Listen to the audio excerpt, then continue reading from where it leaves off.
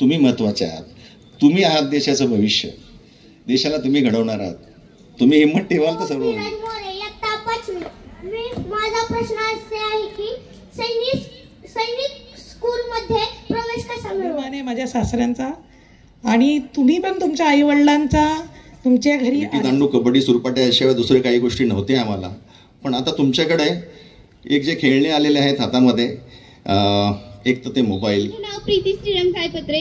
तर प्रश्न असा आहे की ऑपरेशन सिंदूर मध्ये एअरफोर्सने कोणत्या आणि युवा दिवसानिमित्त आपल्या सर्वांच्या वतीनं, सर्व मान्यवरांच्या वतीनं हार्दिक जे आपले ऑपरेशन सिंदूर झालं त्याबद्दल आम्हाला थोडीशी करणारी काही ठिकाणं असतात, त्यामध्ये आता सर्वात जास्त ठिकाण म्हणजे मोबाईलचं.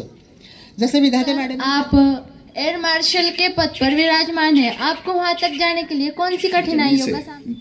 इथूनच मी सुरुवात केली आणि आता मी तुमच्या समोर उभा आहे, या गोष्टीचा मला खूप खूप अभिमान आहे. अतिथी सन्मान्य उस गिफ्ट का स्वीकार करे. संस्कार म्हणजे काय? सरांनी सांगितलं आपल्याला करिअर कसं झालं पाहिजे.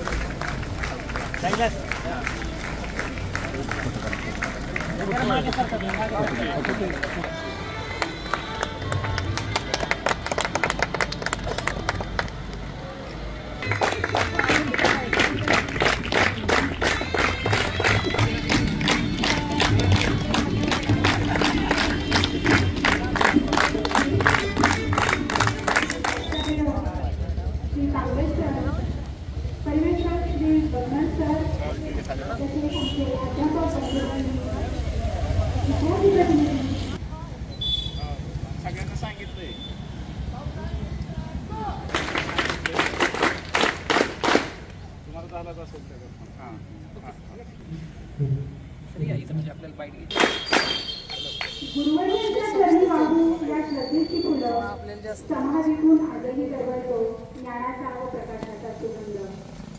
समाधी पूजन हा केवळ एक विधी नाही, तर आपल्या अंतःकरणातील श्रद्धेचं, नम्रतेचं आणि गुरुप्रेमाचं सजीव रूप आहे.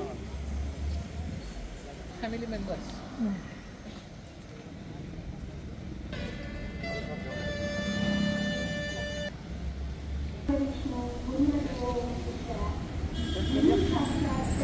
पूजन करून घे.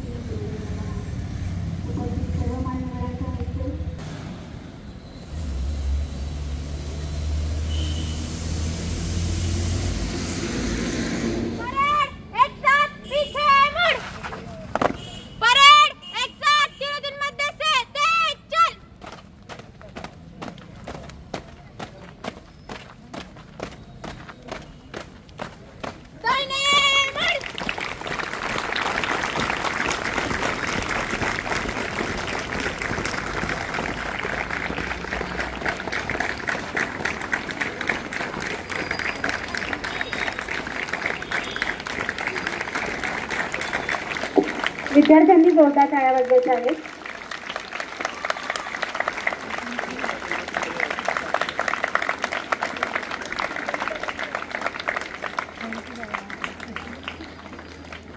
स्वागतम.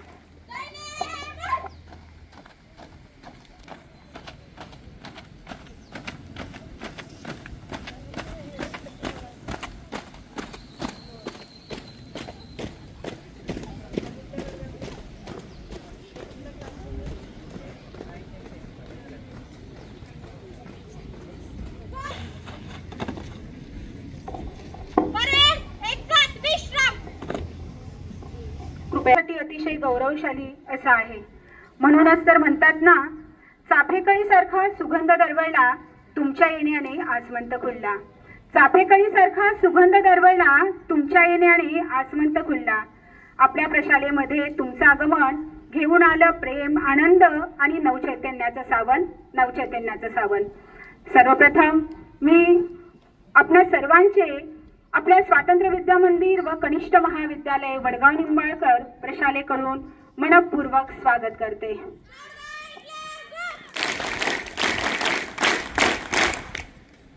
कृतीतून साकारले आदर्श अनुभवांच्या ओंजळीत भरलेले प्रकाश अशा थोर विभूतींना आज साष्टांग नमन, आपली मानवंदना ठरावी त्यांना वंदन. यानंतर आपल्या प्रशालेतील RSP पथकाद्वारे आदरणीय प्रमुख पाहुणे एअर मार्शल श्री विधाते साहेब व सर्व उपस्थित मान्यवर यांना मानवंदना अर्पण केली जाणार आहे. शिस्त, अनुशासन आणि देशप्रेमाचे प्रतीक असलेली ही मानवंदना आपल्या शाळेच्या गौरवशाली परंपरेला अभिव्यक्त करते. तरी मानवंदना देणाऱ्या विद्यार्थिनींनी व त्यांचे मार्गदर्शक श्री माकरे सर यांना मी विनंती करते की मानवंदना रूपी संचलनास सुरुवात करावी. यापुढील सूत्रे श्री माकरे सर यांच्याकडे मी सुपूर्द करते. धन्यवाद.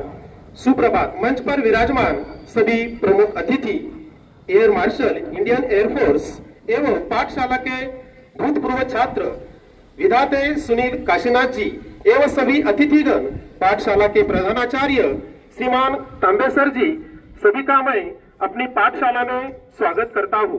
हमारी पाठशाला के स्काउट गाइड छात्र आपका स्वागत करते हैं. मैं आपसे विनती करता हूँ कि अब आप सभी खड़े हो जाएं.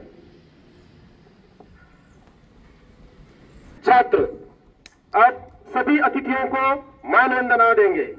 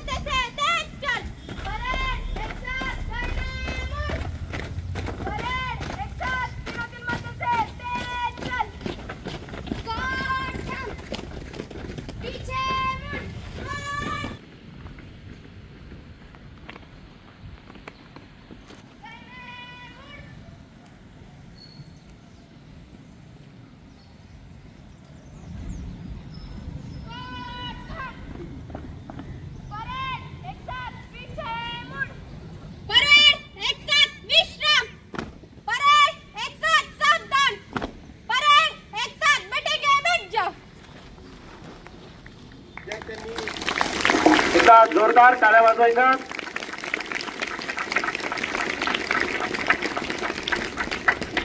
मैं सभी अतिथिगण तथा एवं उपस्थित सभी पाठशाला के भूतपूर्व अध्यापक, हमारी सह-अध्यापिका शिरवाड़े मैडम, सभी को मैं विनती करता हूं कि आप दूसरा स्टेज यहाँ किया गया है वहां पर विराजमान होने के लिए चले.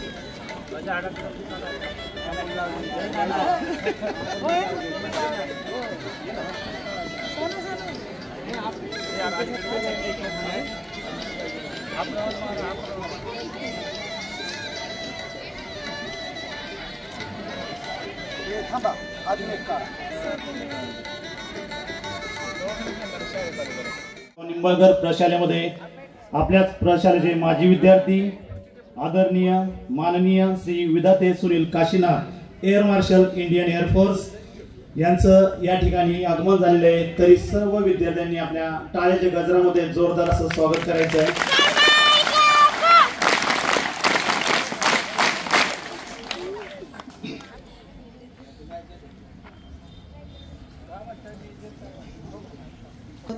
तर मी उपस्थित सर्व मान्यवरांना विनंती करते की आपण सरस्वती मातेच्या प्रतिमेचे पूजन करावे.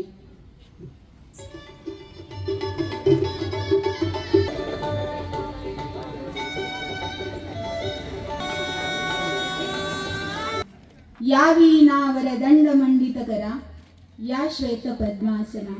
शंकर प्रभृती देवय सदा वंदिता, सा मां पातु सरस्वती भगवती निशेष जाड्यापहा.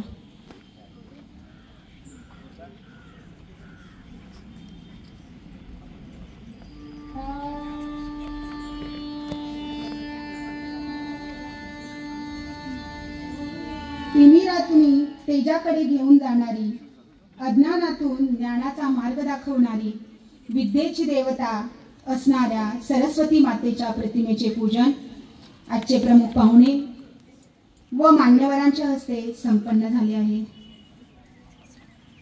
पण एक हेतू आणि एक प्रेरणा असते. हा उद्देश आपल्या समोर मांडण्यासाठी आता मी आपल्या प्रशालेचे पर्यवेक्षक श्री बगनर सर यांना विनंती करते की आपण प्रास्ताविक सादर करावे. व्यासपीठावर विराजमान सर्व मान्यवर, प्रथमतः मी प्रशालेच्या वतीने यांचं सर्वांचं स्वागत करतो. आजी सोनियाचा दिनू, वर्षे अमृताचा घनू, अशी एक ओवी आहे पूर्वी. तर आजचा दिवस जो आहे हा खरोखर एअर मार्शल इंडियन एअरफोर्स यांचा सत्कार करण्याचं भाग्य आज आपल्याला लाभलेलं आहे. आणि म्हणून हा आजचा दिवस सोन्याचा दिवस आहे असं मी मानतो. त्याचप्रमाणे ते आज आपल्या सर्वांशी म्हणजे विद्यार्थ्यांशी या ठिकाणी येऊन हितगुज करणार आहेत, थोडंसं इंटरॅक्ट होणार आहेत, तुमच्याशी बोलणार आहेत. आणि म्हणून हा दिवस आजचा सोन्याचा आहे आणि हा अमृताचा पाऊस या ठिकाणी पडतोय, वर्षा होतोय, असं मला आज या ठिकाणी आवर्जून बोलावं असं वाटतंय. अनेक मान्यवर आपल्याकडे आलेत आजपर्यंत.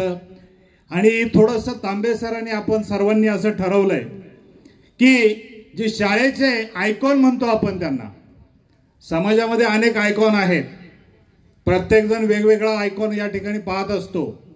परंतु आपल्या सर्वांच्या मार्गदर्शनासाठी जे आवश्यक आहेत असे आयकॉन, असे आयडियल पर्सनॅलिटी आपल्या समोर यावीत असा आमचा थोडासा मानस होता. ते एक थोडासा कार्यक्रम, ते पुष्प आम्ही या ठिकाणी विणायला सुरुवात केली. मागच्या 15 दिवसापूर्वी तुमच्या सर्वांसमोर आपल्याच प्रशालेतील माझी विद्यार्थिनी गायकवाड द्वारका साळुके या ठिकाणी येऊन गेल्यात. त्यांनी तुम्हाला मार्गदर्शन केलंय. आज दुसरं पुष्प या ठिकाणी विणत असताना आपल्या प्रशालेतील माजी विद्यार्थी, आम्हाला सर्वांना ज्यांचा अभिमान आहे, सर्व गावाला ज्यांचा अभिमान आहे, आज मी बघतोय त्यांचे वर्गमित्र इथं आनंदाने आलेले आहेत, त्यांचं स्वागत करताय. आता हे या ठिकाणी माननीय विधाते साहेब हे या ठिकाणी आपल्याकडे आलेले आहेत. ते सर्वजण या ठिकाणी तुम्हाला मार्गदर्शन करण्यासाठी आलेले आहेत. त्याचबरोबर त्यांचा परिवार आहे, त्यांचे सहकारी आहेत. हे सर्वजण या ठिकाणी आपल्या समोर उपस्थित झालेत. तर हा छोटासा कार्यक्रम आमचा करण्याचा मानस होता. आणि या ठिकाणी जे काही शाळेची थोडीशी हळूहळू प्रगती सुरू झालेली आहे, बऱ्याचशा गोष्टी झाल्यात, अजून बऱ्याच गोष्टी करायच्या आहेत. तर एक माजी विद्यार्थ्यांचा या ठिकाणी अनेक मेळावे झालेत. अनेक मेळाव्यांच्या माध्यमातून थोडी थोडी प्रगती या ठिकाणी तांबे सरांनी सुरू केलेली आहे. त्याचं प्रत्यय तुम्ही सर्वजण पाहत आहात. या ठिकाणी कंपाऊंड झालेलं आहे, अजून बऱ्याच गोष्टी करायच्या आहेत.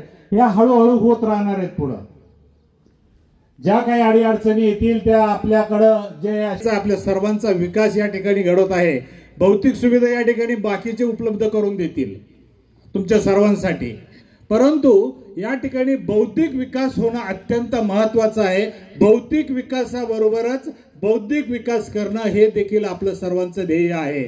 आणि म्हणून या ठिकाणी आज आपल्या प्रशालेमध्ये आपले सर्वांचे मार्गदर्शक म्हणता येईल आपल्याला असे, आणि आपल्या सर्वांना अभिमान आहे अशा प्रकारचे विधाते साहेब, त्यांचा परिवार, त्यांचे सहकारी या ठिकाणी आलेत. अशा प्रकारचं थोडंसं प्रास्ताविक मी या ठिकाणी करतोय, थांबतोय. धन्यवाद.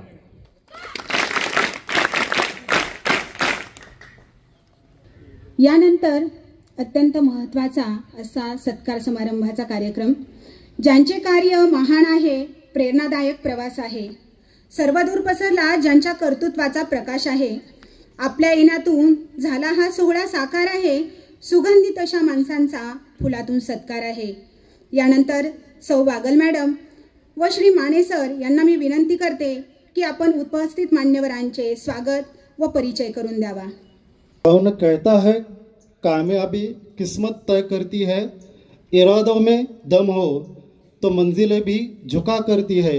इन पंक्तियों को सच करने वाले व्यक्तित्व आज के इस मुख्य समारोह के अतिथि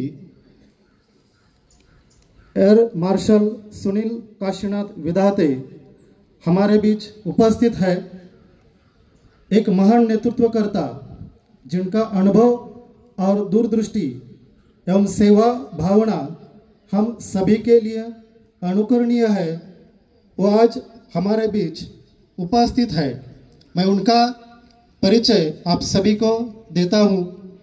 एयर मार्शल सुनील काशीनाथ विधाते जी, इन्होंने 13 जून 1987 में फाइटर पायलट के तौर पर भारतीय सेना में शामिल हुए. इन्हें मिग 21, मिग 27 जैसे लड़ाकू विमान चलाने का 2050 घंटों का अनुभव है.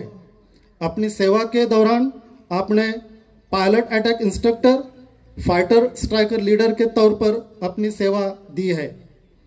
आपने defence service staff college Wellington और नेशनल डिफेंस कॉलेज थाईलैंड से पदवियां प्राप्त की है.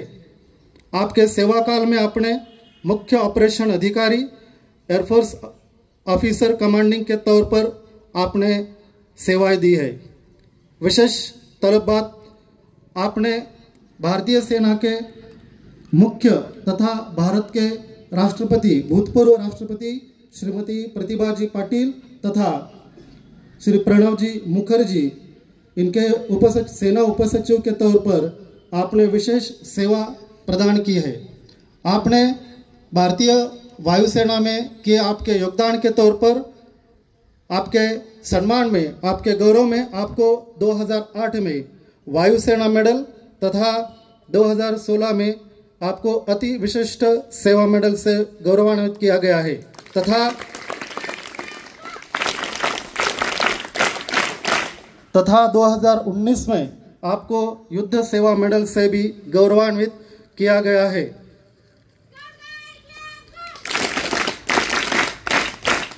हमें बहुत खुशी है कि आप आज इस समारोह में उपस्थित हुए हैं.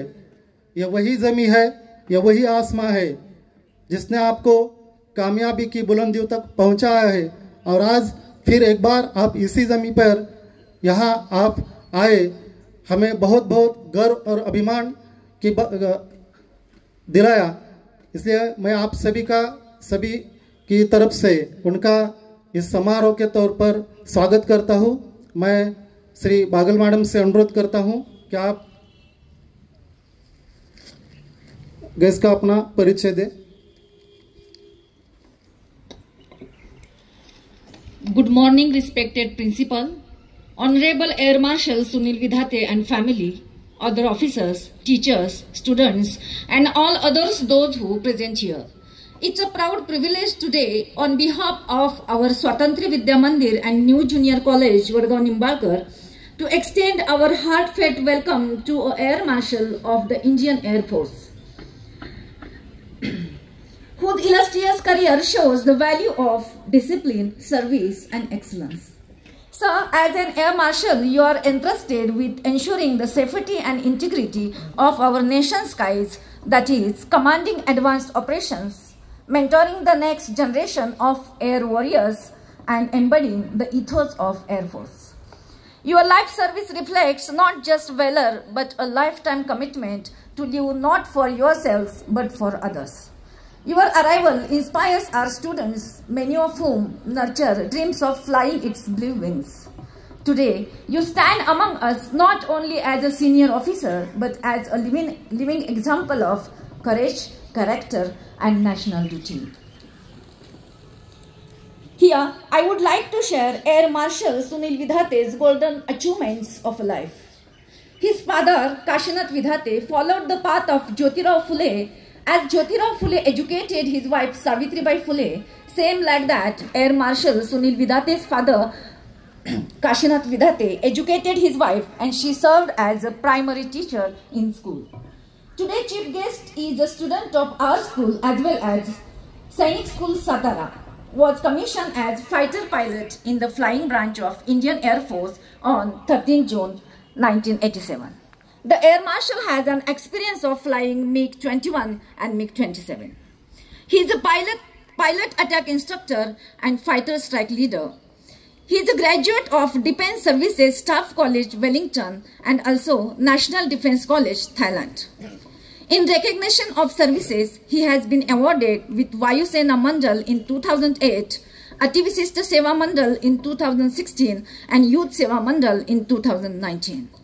In his personal life, the air officer is married with Bhagyasri and blessed with lovely 2 daughters.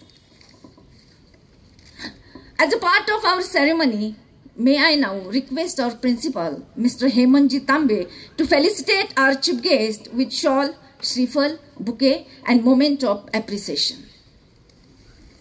Alive to aim higher, work harder and carry forward the honor of our country in origin.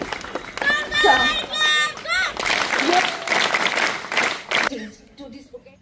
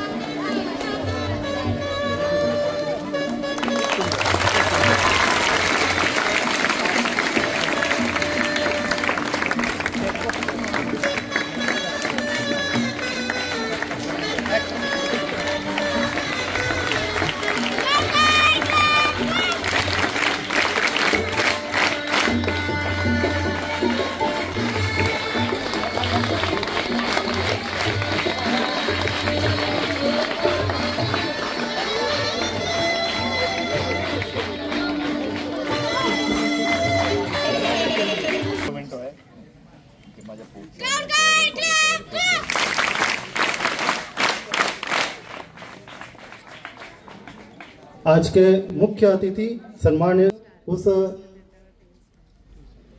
Gift का स्वीकार करें. ते आपल्याच कर्तृत्वाची मिळालेली थाप असते, सहजासहजी ती मिळत नसते, त्यासाठी कष्टाने परिस्थितीशी झुंजावी लागते. अशाच प्रकारे कष्टाशी झुंज करत आपल्या वडगाव निंबाळकरचे सुपुत्र इतक्या मोठ्या उच्च पदस्थ पोहोचले आणि आपल्या गावचं, आपल्या जिल्ह्याचं, तालुक्याचं नाव रोशन केलं. यानंतर प्रत्येक यशस्वी पुरुषामागे नक्कीच स्त्रीची साथ असते. ती बहीण असो, आई असो, या पत्नी असो. भाग्यश्री विधाते, सौ भाग्यश्री विधाते साहेबांची पत्नी आहेत. यांचं या ठिकाणी सन्मान होत आहे. तो सन्मान करीत आहेत आपल्या प्रशालेच्या ज्येष्ठ शिक्षिका सौ देशमुखे मॅडम.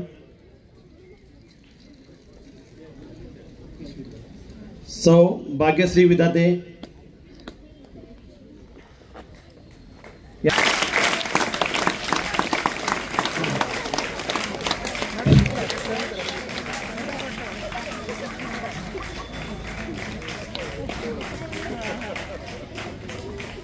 शाल, श्रीफळ आणि बुके देऊन या ठिकाणी सौ देशमुख मॅडम, सौ भाग्यश्री विधाते यांचा या ठिकाणी सन्मान करीत आहेत.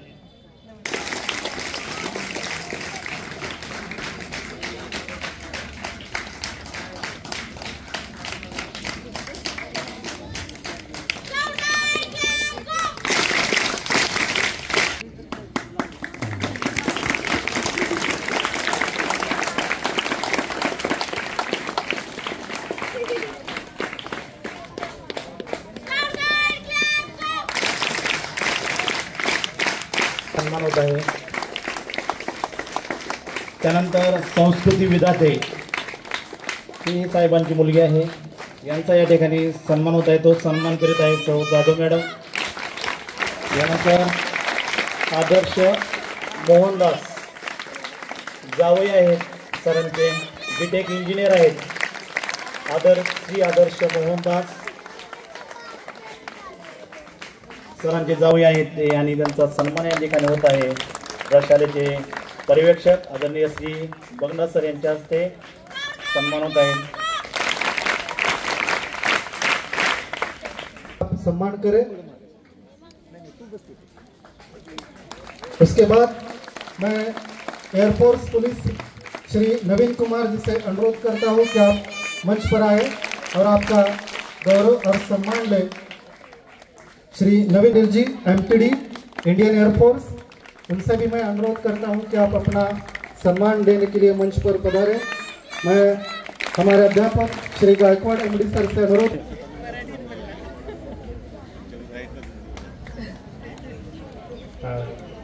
छात्रों से अनुरोध है आप जोरदार तालियां बजाएं और हमारे अतिथियों का स्वागत करें. Thank you. आणि वाढदिवसानिमित्त आपल्या सर्वांच्या वतीनं, सर्व मान्यवरांच्या वतीनं हार्दिक हार्दिक शुभेच्छा. एक आधार, एक विश्वास, एक आपुलकी, एक अनमोल साथ देवाकडे न मागता मिळते, ती म्हणजे मैत्री. आणि अशाच प्रकारचे सर्व मित्र साहेबांचे या ठिकाणी आलेले आहेत, लहानपणीचे सवंगडी या ठिकाणी आलेले आहेत, आणि या सर्व सवंगड्यांचा या ठिकाणी सन्मान आपल्या एअरफोर्स इंडियन एअरफोर्स मार्शल आदर. आकाशाशी बोलणारे, वादळाशी झुंजणारे, आकाशाशी बोलणारे, वादळाशी झुंजणारे, हिमतीने राष्ट्रासाठी उभे राहणारे. आता हेच विचार आपल्याला दिशा दाखवतील, विचारांच्या पंखातून आशयाचे आकाश गाठतील.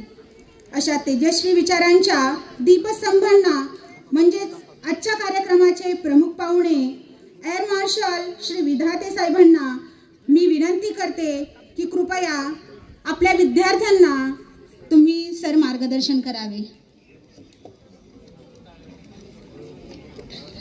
करण्याच्या अगोदर मला तुम्हा सर्वांना रिक्वेस्ट आहे की आपण एकदा जोरात जय हिंद म्हणायचं. ठीक आहे, Jai Hind. Thank you so much. शेवटपर्यंत सगळ्यांना ऐकू येतं? ओके, खूप छान. आणि थोडं जय हिंदमुळे थोडेसे ज्यांना हलकीची झोप वगैरे येत असेल ते पण उठले असतील आत्तापर्यंत. मध्ये मध्ये आपण बोलत राहू, आणि एकतर्फी बोलण्यापेक्षा मध्ये तुम्हाला मी इन्व्हॉल्व करणार आहे, काही गोष्टी विचारणार आहे, तर सावध राहा. ठीक आहे. इथे आल्यापासून गेल्या अर्ध्या तासाच्या वर जे मी सर्व पाहतोय त्याने अगदी माझ्या मनाला मी भारावून गेलेलो आहे, आणि it has really touched me and my family. So before I start, what I am seeing in the school, there has been tremendous change. ह्या शाळेमध्ये मी जे आता मी अलीकडे होतो, छोटीशी एक विजिट झाली माझी मे महिन्यामध्ये, पण अगोदर मला जे आठवते आणि आत्ता जी शाळा दिसते त्यामध्ये खूप खूप जमीन आसमानाचा फरक आहे. आणि त्याकरता इथे जे प्राचार्य आहेत, शिक्षक वर्ग आहे, तुम्ही लोक आहात, त्यांचं खूप खूप मनपूर्वक पहिल्यांदा अभिनंदन.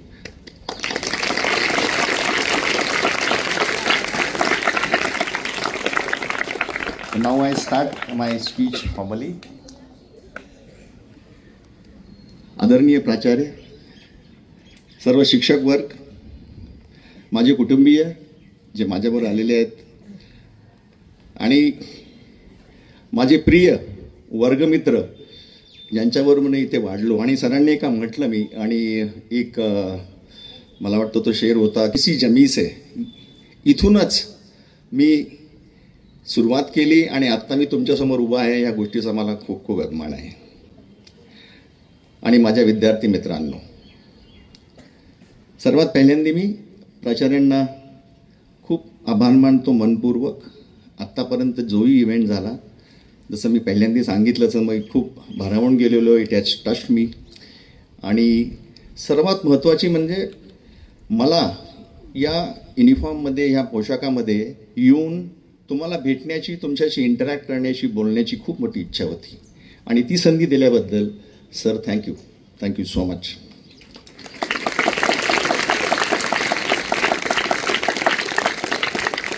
आता मी तुमचा म्हणजे वेळ घेणार आहे, ठीक आहे, आणि तयार राहा. तर काही वर्षापूर्वी, आता काही वर्ष म्हणजे मागच्या शतकातल्या, आय थिंक 8व्या शतकामध्ये, मागच्या शतकातल्या 8व्या दशकामध्ये मी असाच तुमच्यापैकी एक असा बसलेला विद्यार्थी होतो. याच गावात अशाच एका वर्गामध्ये इथल्या शिकलेला.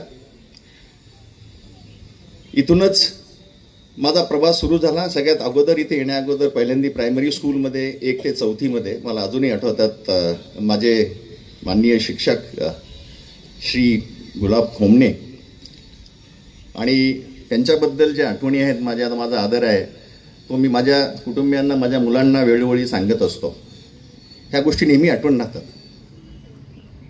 आणि त्यानंतर 5वीमध्ये ज्यावेळेला मराठी शाळेमध्ये होतो त्यावेळेला आम्ही एक गोष्ट हायस्कूलची ही पण वाटायची की इथे आल्यानंतर एक युनिफॉर्म घालायला मिळेल, ते एक मोठं क्रेज होतं.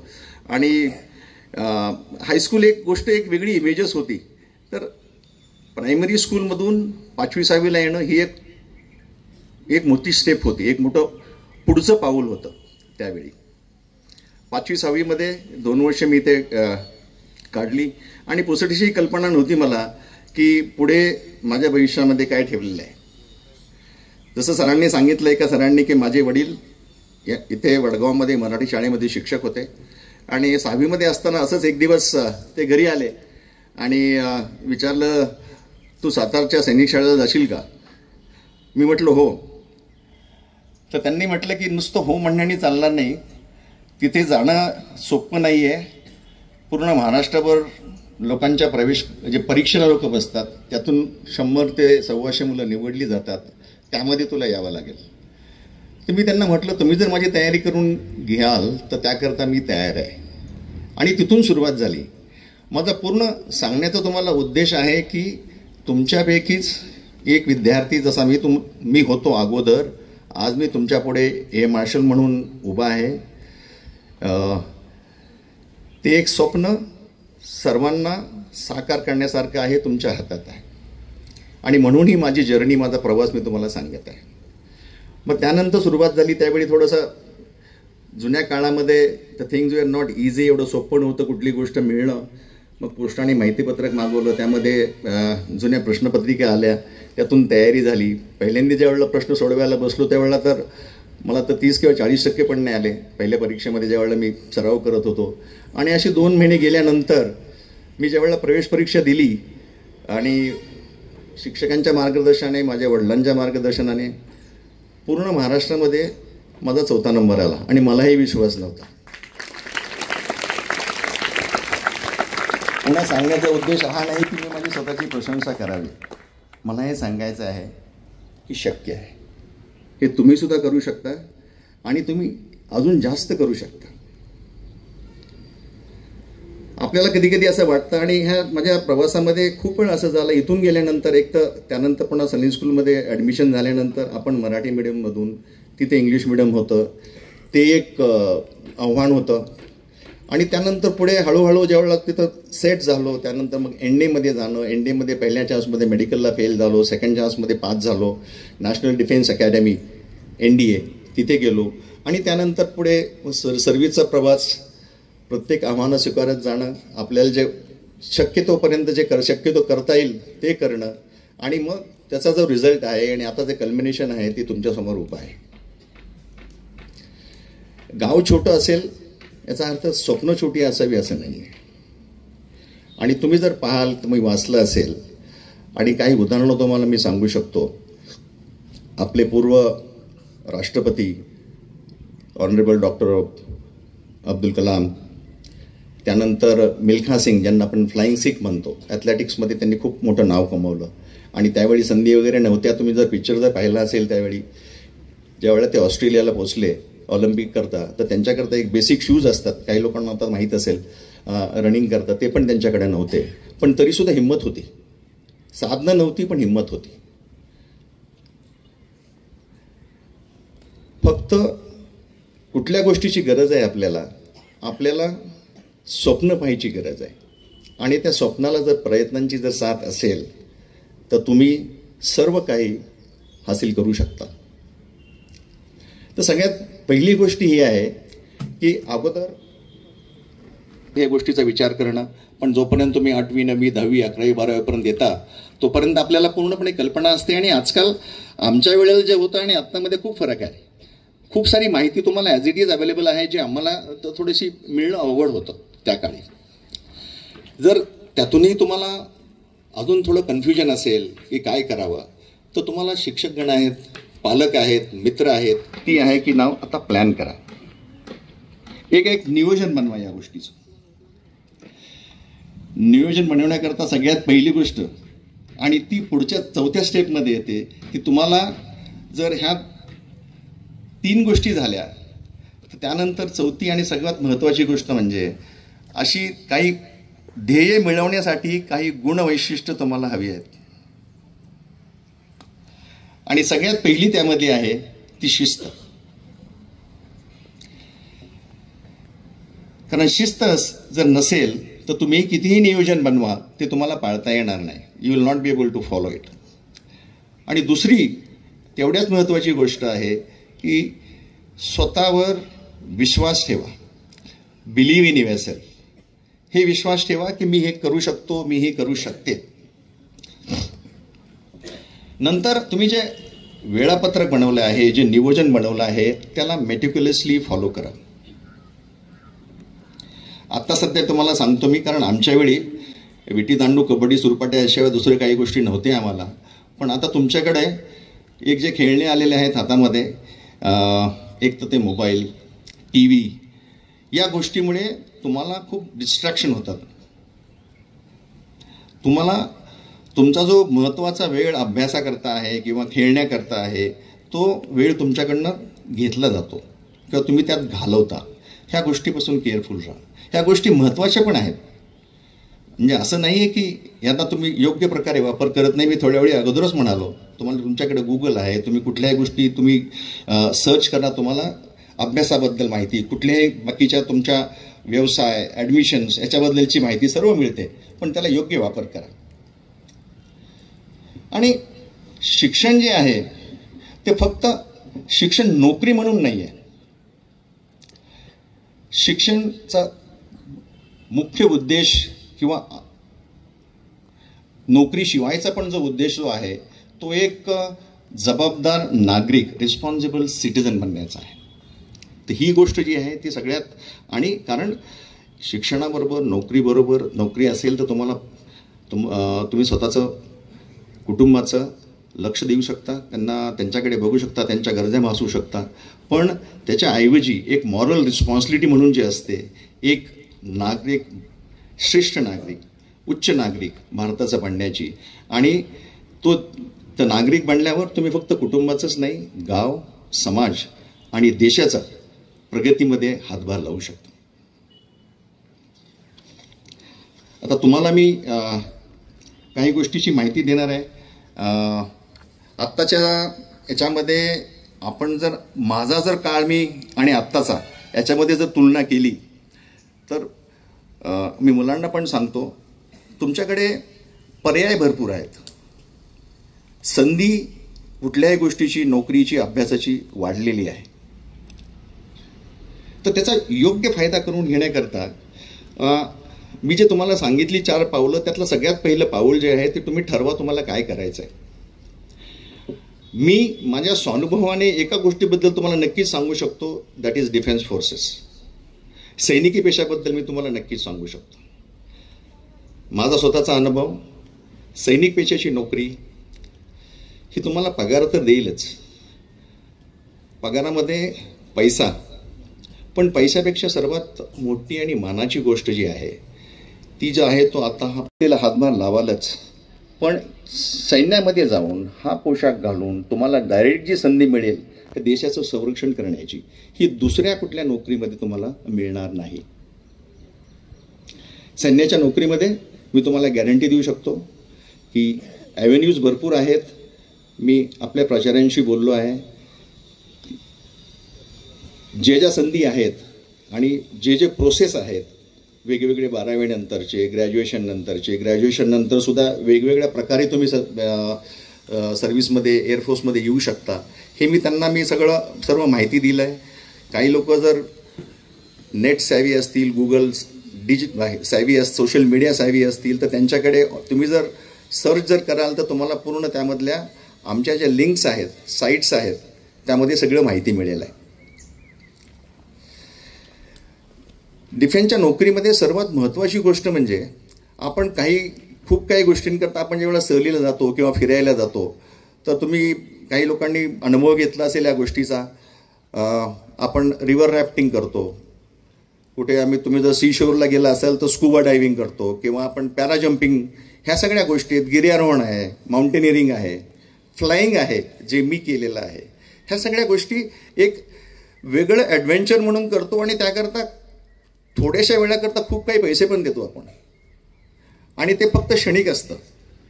मला सांगायचं आहे की हे डिफेन्समध्ये ह्या गोष्टी ज्या आहेत त्या तुमच्या जॉबचा नोकरीचा पार्ट असतील, तर तुम्ही नोकरी पण करताय, त्याच्याबरोबर तुम्हाला ॲडव्हेंचर पण करायला मिळेल पूर्ण जीवनभर. आणि सर्वात महत्त्वाची गोष्ट, आणि त्या गोष्टीची आत्ता सध्या खूप गरज आहे, आपल्या देशाला गरज आहे. सर्व्हिसमध्ये काय आहे, सर्व्हिसमध्ये तुमची फक्त एक ओळख आणि आयडेंटिटी बनते, ती म्हणजे भारतीय म्हणून. ह्या आयडेंटिटीमध्ये तुम्ही तुमचा प्रदेश, तुमचा धर्म, तुमची जात, ह्या सर्व गोष्टींच्या तुम्ही पलीकडे जाता. आणि काही वेळ आणि मला जर तुम्ही विचारलं, काही माझे जे बरोबरचे माझे मित्र असतील एअरफोर्समधले, मला खरंच बहुतेक 100% लोकांच्या धर्माची जर माहिती असेल नावाने, पण कमीत कमी जातीवातीचा तर अगदी बोधच नाही आहे, आणि त्या गोष्टीपर्यंत आम्ही कधी पोचत पण नाही. आणि आपल्या देशाला एक आयडेंटिटी, सर्वोच्च आयडेंटिटी, ती भारतीयाची आयडेंटिटीची खूप मोठी गरज आहे, आणि ते तुम्हाला डिफेन्स फोर्सेस दिलं आहे. तुम्ही कुठलीही नोकरी घ्या, मग डिफेन्स फोर्सेसचं तुम्हाला मी सांगितलं काय महत्त्व वगैरे आहे किंवा काय त्याचे ॲडव्हान्टेजेस आहेत, मी स्वतःच्या अनुभवाने तुम्हाला सांगू शकतो. बाकीच्यांचं मी तुम्हाला वाचून किंवा माझं जे ज्ञान आहे त्याप्रमाणे सांगू शकतो. तुम्हाला ज्या गोष्टीचा कल आहे किंवा तुम्हाला जे वाटतं की तुमचं ओरिएंटेशन, की तुम्हाला ते सूट करेल ते जॉब, तुम्ही कुठलाही जॉब घ्या. पण एवढी गोष्ट लक्षात ठेवा, कुठेही जाल, your aim should be to excel. And you should think of only one position, that is being first, not the second, because there can only be one first. Okay. आणि ज्यावेळेला तुम्ही नोकरी करता, ऑफकोर्स आपल्यातले पण खूप काही लोक, म्हणजे बहुतेक लोक गावाबाहेर जाल. फक्त गावच नाही, काही लोकांना राज्याबाहेर जावं लागेल. काही लोकांना नोकरीप्रमाणे डिफेन्समध्ये तर तुम्ही पूर्ण भारतामध्ये फिरणार, पण काही नोकऱ्या अशा असतील तुम्हाला भारताच्या बाहेर परदेशामध्ये जावे लागेल. तुम्ही कुठेही जा, आकाशामध्ये कितीही उंच भरारी मारा, पण एक गोष्ट लक्षात ठेवा की तुम्ही ह्या मातीशी, जसं सरांनी म्हटलं, इथून माझं ओरिजिन आहे, इथून माझी सुरुवात झाली, हे गाव, ही शाळा, माझे आईवडील, माझं घर, या गोष्टींना विसरू नका. हे खूप जरुरी आहे.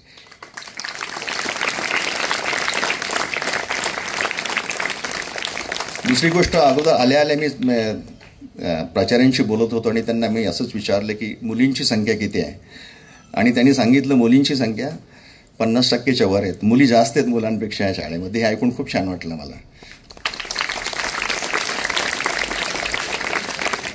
आत्ताच एका सरांनी उदाहरण दिलं होतं आमच्याच घरचं. आमच्या वडिलांनी, आई लग्न झालं त्यावेळेला आई 4थी पास होती, आणि त्यानंतर आईचं शिक्षण करून मग आईला पण शिक्षिकेची नोकरी लावली. तर हे जे उदाहरण आहे ते मला तुम्हाला हे सांगायचं आहे की कुठलाही समाज असू दे, आणि भरपूर उदाहरणं आहेत समाज सुधारकांची आपल्याकडे, म्हणजे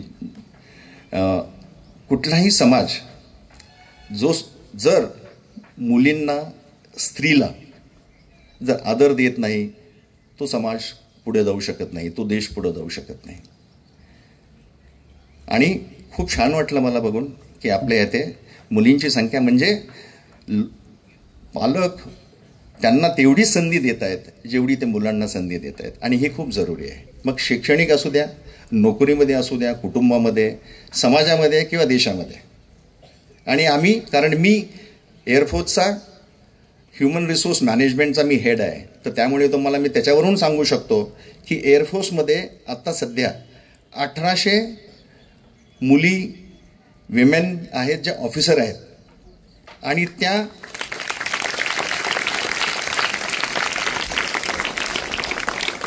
आणि हळूहळू आम्ही सुरुवात केली 1991मध्ये डिफेन्समध्ये मुली यायला. आणि अगोदर ग्राउंड ड्युटी, त्याच्यानंतर फ्लाईंगमध्ये पण फक्त अगोदर चॉपर आणि ट्रान्सपोर्ट जर तुम्हाला माहीत असेल तर. आणि फायटरमध्ये सुद्धा 2015 पासून मुलींची रेग्युलर एंट्री सुरू झालेली आहे. आत्ता सध्या एअरफोर्समध्ये जे मुलं करतात, जे ऑफिसर्स, मेल ऑफिसर्स करतात, विमेन ऑफिसर्स पण त्यांना सर्व संधी दिलेली आहे. आणि मी सांगू शकतो की काही गोष्टीमध्ये ते अजून चांगलं करतात मुलांपेक्षा. वाईट वाटून घेऊ नका तुम्ही, ठीक आहे, कारण त्यांच्यामध्ये जिद्द आहे करण्याची. आपण पण तशी जिद्द ठेवायची. ठीक आहे, ठीक आहे, ओके. मी सरांना म्हटलं होतं की हे माझं संबोधन झाल्यानंतर मी तुमच्याशी एक एक करून किंवा जसं त्यांनी ठरवलं असेल तसं, पण मला तुमच्याकडून ऐकायचं आहे, काही गोष्टी विचारायच्या आहेत, किंवा तुम्ही मला जर विचारणार असाल तर मी तुम्हाला सांगायला तयार आहे. आणि आत्ताच नाही, हे गोष्टी नंतर पण राहू शकते. सरांच्या थ्रू, स्टाफच्या थ्रू तुम्ही मला काही विचारू शकता. पण शेवटी मला तुम्हाला हेच सांगायचं आहे की शेवटी जे पण तुम्ही कराल ते असं करा की तुमचं कुटुंब, तुमची शाळा, तुमचं गाव याला तुमचा अभिमान वाटेल. कुटुंबाचा,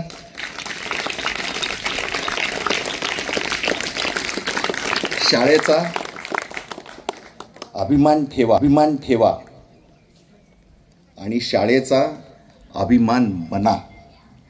In English, if I have to say, be proud of the school and be pride of your school. Okay? Promise? Okay. So at the end, आणि शेवटी जसं मी म्हटलं सुरुवातीला, मला खूप छान वाटली तर आल्यानंतर ही शाळा बघून ज्या सुधारणा झालेल्या आहेत आणि होत आहेत. आणि तांबे सरांनी तर एक मोहीमच काढलेली आहे. खूप गोष्टी बदलत आहेत स्कूलमध्ये आणि बदलत राहतील. आपण इमॅजिन करा की आपले शाळेचे जे संस्थापक आहेत त्यापासून शाळेचे सर्व शिक्षक, प्राचार्य, हेडमास्टर, कर्मचारी, शाळेची मुलं, माजी विद्यार्थी, ह्या सर्वांनी जे कॉन्ट्रीब्युशन केलेलं आहे त्यामुळे ही शाळा आत्ता आहे जी आत्ता उभी आहे आणि अजून पण याच्यानंतर पुढं प्रगती होईल आहे. तर ह्या सर्वांच्या कॉन्ट्रीब्युशन करता मला तुमच्याकडून फक्त एक रिक्वेस्ट आहे की आपण एक जोरदार टाळी देऊया या किंवा या गोष्टी करता.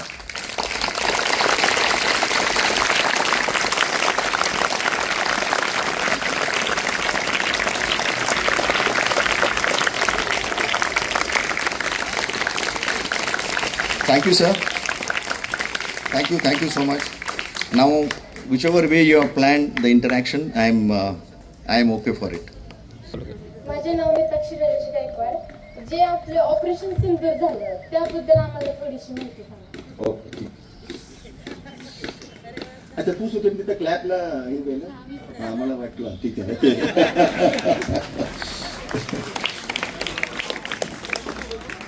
अच्छा, ऑपरेशन सिंदूरच्या अगोदर एक ऑपरेशन झालं. ते थोडंसं छोट्या स्केलवर होतं सिंदूरपेक्षा. माहिती आहे कुणाला त्या ऑपरेशनचं नाव काय होतं? 2019मध्ये. एनीवन? कोणी बालाकोटचं ऐकलंय? अच्छा, ओके. तर ऑपरेशन सिंदूरमध्ये तुम्हाला सांगतो मी आता. ऑपरेशन सिंदूरमध्ये सगळ्यात तुम्ही जर वर्तमानपत्र वाचत असाल तर किंवा बातम्या ऐकत असाल तर त्याच्यामध्ये जवळजवळ संपूर्ण किंवा टक्केवारी बोलणं तर थोडंसं अवघड जाईल आहे, पण जास्त करून जे कार्य झालं, कामगिरी झाली ती एअरफोर्सकडून झाली. आपण हे जे ऑपरेशन झालं सिंदूर आणि त्याचं कारण पण तुम्हाला माहीत आहे. पेहलगावमध्ये जे अटॅक झाला टेररिस्टचा, त्यानंतर हे ऑपरेशन झालं.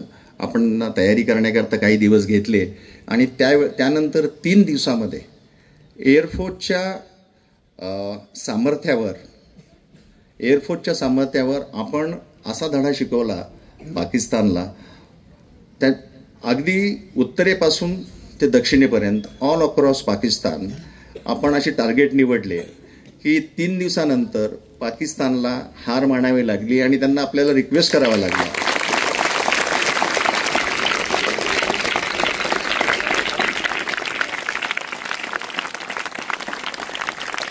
आपण ज्याला म्हणतो आता बास करा मराठीमध्ये, त्याला सीज फायर म्हणतात इंग्लिशमध्ये. तर सीज फायर करता त्यांनी रिक्वेस्ट केली आणि मग ती 3 दिवसांनी सीज फायर झाली. काही गोष्टी असतात त्या खूप काही डिटेल्स मी तुम्हाला सांगू शकत नाही, पण आपण त्यांचे आमच्या आर्म फोर्सेसच्या डिफेन्सच्या प्लॅनिंगमध्ये वेगवेगळे टार्गेट सिस्टम्स असतात. जसं त्यांचे रनवे असतील म्हणा, किंवा त्यांच्या काही गोष्टी तिथं त्यांचे काही वेपन किंवा शस्त्रास्त्रांचे त्यांचे गोडाऊन असतील. अशा ठिकाणी वेगवेगळे टार्गेट सिस्टम असे निवडले गेले की त्यांना 3 दिवसामध्येच असं म्हणावं लागलं की अजून जर पुढं चालू राहील तर अजूनच त्यांची मानहानी आणि शिवाय त्यांची डिफेन्स इक्विपमेंटची हानी होईल आहे. तर त्यामुळं त्यांना पर्याय राहिला नाही आणि त्यामुळं सीज फायर झाली 3 दिवसांनी. आणि हे तुम्ही ऐकत असाल की ट्रम्पने म्हटलं किंवा ह्यांनी म्हटलं, ह्या सगळ्या गोष्टी जे क्लेम करणारे लोक क्लेम करत राहतील, पण यामध्ये कोणाचाही हात नाही आहे. यामध्ये फक्त एअरफोर्सचा हात आहे, ज्यांनी पाकिस्तानला नमवलं आणि त्यामुळे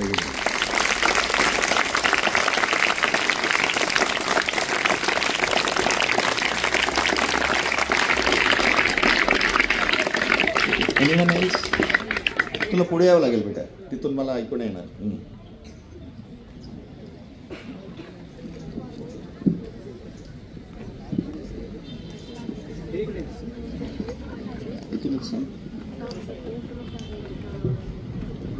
माझे नाव प्रीती श्रीराम सायपत्रे. तर प्रश्न असा आहे की ऑपरेशन सिंदूरमध्ये एअरफोर्सने कोणत्या विमानांचा आणि क्षेपणास्त्रांचा उपयोग केलेला होता आणि त्यांचे फंक्शन्स काय आहेत? खूप मोठा प्रश्न आहे बरं का. म्हणजे पण मला थोडक्यात सांगावं लागेल याचं उत्तर. आपण आपल्याकडे आता तुम्हाला विमानं कोणकोणती आहेत ते मी सांगतो. सध्या MiG-21 हे नाव तुम्ही खूप ऐकलं असेल, सिनियर लोकांनी तर जास्त ऐकलं असेल, कारण त्यावेळी आपल्याकडे जास्त करून 30 विमानं होती. पण आता MiG-21 जवळजवळ संपायला आलेले आहेत. आपल्याकडे फक्त एकच स्क्वॉड्रन राहिलेलं आहे MiG-21चं, आणि त्याचा पण समारोह म्हणजे क्लोजिंग सेरेमनी सप्टेंबरच्या महिन्यामध्ये आहे. मग त्यामध्ये आपले MiG-21 संपून जातील आपल्या एअरफोर्समधले. पण त्याऐवजी हे जुनंही विमानं होतं. त्यानंतर आत्ता सध्या आपल्याकडे मॉडर्न विमानं जे पुण्यामध्ये आहे, Su-30 म्हणून, सुखॉय 30 हे तुम्ही ऐकलं असेल. सगळ्यात मॉडर्न विमान आपल्याकडे जे आहे ते फ्रान्समधून आपण घेतलेलं काही वर्षापूर्वी, तर ते रफाल म्हणून आहे. आपल्याकडे MiG-29 आहेत, आपल्याकडे जगवार आहेत. ह्या सगळ्या विमानांची आत्ताच्या ज्या ऑपरेशनमध्ये यांचा वापर झाला. मिराज आहेत आपल्याकडे, Mirage 2000. So these are the fighter aircraft that we have. आणि जे आत्ता ऑपरेशन सिंदूरमध्ये, कारण कुठलंही ऑपरेशन असू द्या, आपल्याकडे जे असेल ते सर्व वापरलं जातं, कारण प्रत्येकाची काही काही स्ट्रेंथ असते, तर त्याप्रमाणे त्यांना वापरलं जातं. शस्त्रांचा हल्ला करायला वापरले जातात, कारण फायटरमध्येच ती केपेबिलिटी असते. पण त्याच्याऐवजी बाकीचे सपोर्ट ऑपरेशन्स भरपूर असतात. जसं ट्रान्सपोर्टचे सपोर्ट ऑपरेशन असतात, ज्याच्यामध्ये मोठी मोठी तुम्ही विमानं जे बघता त्यामध्ये मग सैनिक जातात, त्यामध्ये त्यांचं इक्विपमेंट जातं वगैरे. आणि चॉपर आहेत. आणि चॉपर, कारण चॉपरची स्ट्रेंथ ही आहे हेलिकॉप्टरची की त्यांना रनवे लागत नाही, ते कुठेही टेक ऑफ करू शकतात आणि कुठेही त्यांना उतरलं जाऊ शकतं. तर त्यामुळे तर जे सर्व काही आपल्याकडे आहे त्यांचा सर्वांचा वापर झाला. पुढे फायटर दिसतात कारण ते वेपन्स वापरतात, ते हल्ला करतात म्हणून.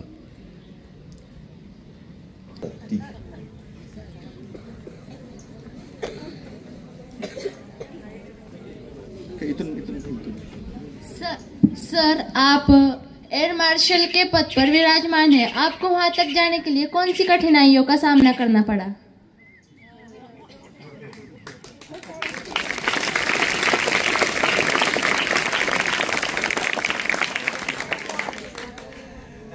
अच्छा, जैसे मैंने बताया ना पहले अब कुछ हिंदी में बताऊंगा, कुछ मराठी में बताऊंगा, क्योंकि हिंदी में सवाल पूछा गया है।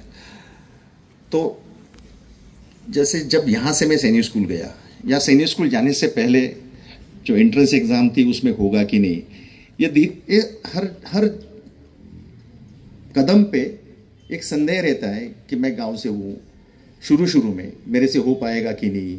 और जब अगला कदम उठाते हो तो हर समय पे कुछ ना कुछ पहले तो संदेह होते हैं। संदेह को सबसे पहली स्टेप यह है कि संदेह रखना नहीं है, कि ऐसा जरूरी नहीं है कि मतलब कि छोटे गांव से या गांव से लोग बड़ा सपना देख नहीं सकते। और ये मैं खुद भी वैसे सोचता था पहले, लेकिन धीरे धीरे जब हम अपनी कोशिश करते हैं और कोशिश के बाद सफलता मिळती आहे, तर ज्यावेळेला दिसतं आपल्या स्वतःला की आपण करू शकतो, त्यानंतर आपला विश्वास वाढतो। आणि मग सर्व्हिसमध्ये गेल्यानंतर जसं सांगितलं, सैनिक स्कूल नंतर एनडीए नंतर ज्यावेळेला एअरफोर्समध्ये गेलो, त्यावेळेला मग असं कळतं की कठीणाई ती फक्त मनात आहे। कठीणाई मनामध्ये आहे जर तुम्ही कुठली गोष्ट करण्याचं ठरवलं आणि सिन्सिअरली त्या गोष्टीकरता प्रयत्न केला। आपल्या बाजूने फक्त आपल्याकडे काय आहे, आपल्याकडे प्रयत्न करणं, 100% प्रयत्न करणं आपल्या हातात आहे। आणि तुम्ही पाहाल की जर तुम्ही आपला सर्वतोपरी प्रयत्न केलात तर बहुतेक यश तुम्हाला मिळेलच। आणि देव त्यांनाच मदत करतो। God, can anyone complete with me? God helps them who, देव त्यांची मदत करतो जो स्वतःची मदत करतात। God helps them who help themselves. So आपण आपला प्रयत्न करत राहायचा। आणि मग माझ्या अनुभवावरती म्हणे एअर मार्शल बनण्याला काय, तर स्वतः जसा म्हणजे विश्वास वाढत गेला, स्वतःमध्ये विश्वास वाढत गेला आणि मी माझा प्रयत्न करत राहिलो, तर त्याप्रमाणे आत्ताचा जो रँक आहे तो त्यापर्यंत मी पोहोचलो। स्वतःवर विश्वास ठेवा, आपल्या बाजूने प्रयत्न करत राहा, यश आपोआप मिळेल आहे, हेच सांगायचं।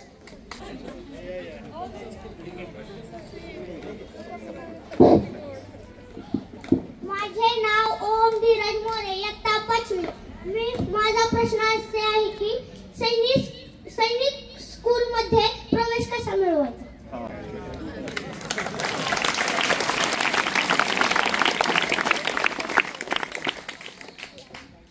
ज्यावेळेला मी 76 मध्ये सैनिक स्कूलला गेलो, त्यावेळी सैनिक स्कूलची ऍडमिशन फक्त 6वी मध्ये होती। एक वयाची अट असते, तेवढे मी डिटेलमध्ये कव्हर नाही केलं, पण आता सांगतो त्यांनी विचारले म्हणून। मी इथं 6वीतून गेलो आणि परत 6वी केली, कारण ते 6वीतच घ्यायचे त्यावेळी ते वयाप्रमाणे। आता दोन वर्गामध्ये तुम्हाला जायची संधी आहे। आत्ताचे सैनिक स्कूलचे जे रूल बदलले आहेत, 6वीमध्ये पण जाऊ शकता आणि 9वीमध्ये पण जाऊ शकता। So now each class or each year there are about 100 to 125 vacancies. सैनिक स्कूलची कॅपॅसिटी आता जवळजवळ 750-700 पर्यंत आहे, ते 1000 पर्यंत वाढवणार आहेत, पण सध्या तरी 125 पर्यंतच्या प्रत्येक वर्गामध्ये वेकन्सी किंवा जागा आहेत। तर तुम्ही 6वीमध्ये पण जाऊ शकता, 9वीमध्ये पण जाऊ शकता। त्याकरता प्रवेश परीक्षा असते। जर तुम्ही गुगल केलं किंवा माहिती तुम्ही कुठेही मी पण तुम्हाला माहिती पाठवून देणे, सरांकडे पाठवून देईन, स्कूलकडून घेऊन। आजकाल साईटवर सगळ्या गोष्टी उपलब्ध आहेत, तर त्यांचा प्रिंटआउट काढून पण माहिती पत्रकावर लावता येईल आहे सर। त्या प्रवेश परीक्षेनंतर एक मेडिकल एवढी सिरियस नसते, पण मेडिकल असते आणि त्यानंतर मग मेरिटप्रमाणे ॲडमिशन होते सैनिक स्कूलमध्ये। सैनिक स्कूल एक असं पब्लिक स्कूल आहे ज्याच्यामध्ये तुम्हाला सांगायला हवं की सैनिक स्कूलचा उद्देश हा होता, 1960 साली आपले त्यावेळचे जे रक्षामंत्री होते, डिफेन्स मिनिस्टर होते मिस्टर कृष्णमेनन, त्यांनी हे पाहिलं की इंग्रजांच्या काळापासून आणि नंतर सुद्धा सैन्यामध्ये अधिकारी पदावर हाय सोसायटी किंवा हायर इन्कम ग्रुप म्हणलं तर चालेल, किंवा राजे रजवाडे अशातले लोक असायचे सैनिकी पेशामध्ये अधिकारी पदांवर। तर त्यांनी बघितलं की गावातले लोक किंवा मिडल क्लास किंवा लोअर मिडल क्लास लोकांना ही संधी का मिळू नये, आणि म्हणून ह्या उद्देशाने सैनिक स्कूल सुरू झाले। आणि तुम्हाला मी सांगतो, सैनिक स्कूल ज्या उद्देशाने सुरू झाले त्यांनी खूप चांगल्या प्रकारे त्यांनी आपली कामगिरी केलेली आहे। आणि आत्ता एनडीएमध्ये जी मुलं जातात ते 25 ते 30% मुलं एनडीएमध्ये सैनिक स्कूलचे असतात. तर सैनिक स्कूलमध्ये तुम्हाला मुख्य म्हणजे सैनिक स्कूलचा उद्देश तुम्हाला एनडीएमध्ये डिफेन्स फोर्समध्ये जॉईन करण्याकरता तयारी करून घेतली जाते. आणि म्हणूनच हा रिझल्ट मी तुम्हाला सांगितला तो दिसतो. तर ज्यांना डिफेन्समध्ये जायची इच्छा आहे त्यांच्याकरता सैनिक स्कूल एक खूप चांगला मार्ग आहे. हा मॅडम,